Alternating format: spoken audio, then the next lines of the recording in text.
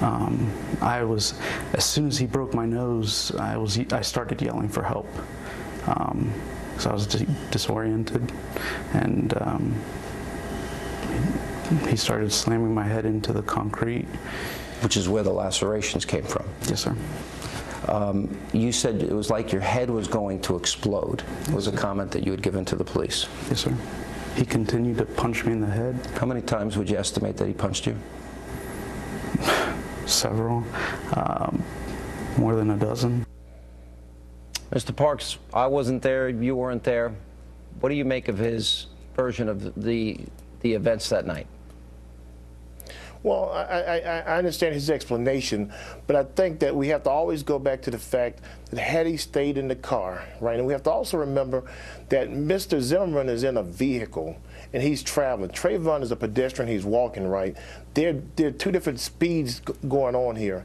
And so if he never gets out of the vehicle, they never have this encounter. So for him to make Trayvon out to be the perpetrator, we don't buy it. Well, let me ask you this. In terms of getting a guilty verdict in this case, and that listening to his version, looking at the injuries he incurred, he did have a broken nose, he did have lacerations in the back of his head.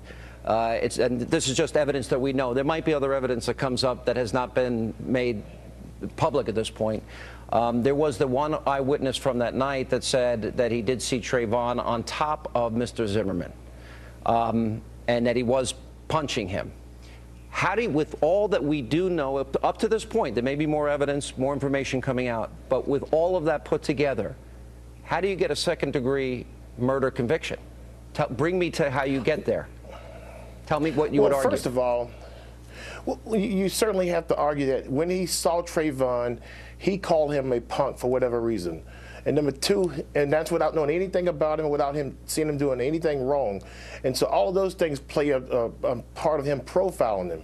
And so he follows Trayvon. Yeah, but he didn't say that to Trayvon. He said he was talking to the dispatcher.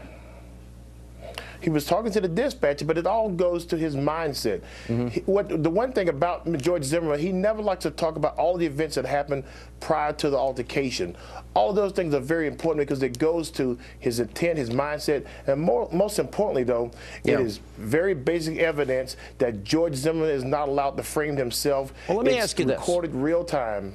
Because it's not illegal to get out of the car, or if you think somebody's suspicious, whether he was right or wrong in this case. But again, I go back to the one eyewitness that said he saw Trayvon on top of Mr. Zimmerman, the injuries that we know that took place, including the broken nose. He's now consistently, to the police and others, given that same story about what happened that night and the next day where he reenacted it. Bring me from that point, evidence before a jury, and then he tells the story about the gun. How do you get a guilty verdict if, in fact, he's claiming that Trayvon attacked him, confronted him, and struck him first? How do you get there? Well, I think most reasonable people will see when they hear this case is that Trayvon was doing nothing wrong, and he was confronted by George. George Zimmerman got out of his truck and confronted him.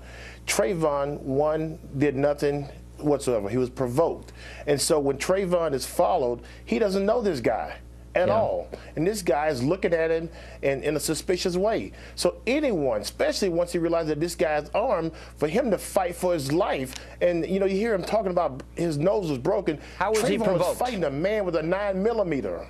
Yeah, well, he was fighting a man with a 9mm. But the eyewitness said that Trayvon was on top of him. Well, he should have been on top of him. If this guy was stalking him and this guy is armed, he should have been beating him.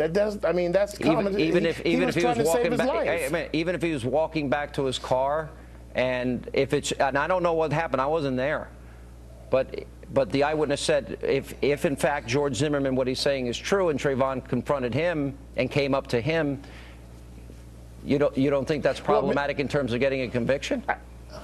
I don't think that's problematic for this reason. And, you know, we can sit here and try and listen to George Zimmerman's nice statement about it, but the great thing that we have in this case is a 911 audio where he tells the dispatcher he's following the person. Now, he tries to explain it away later, but it'll be up to a trial of fact to decide whether they believe that or not.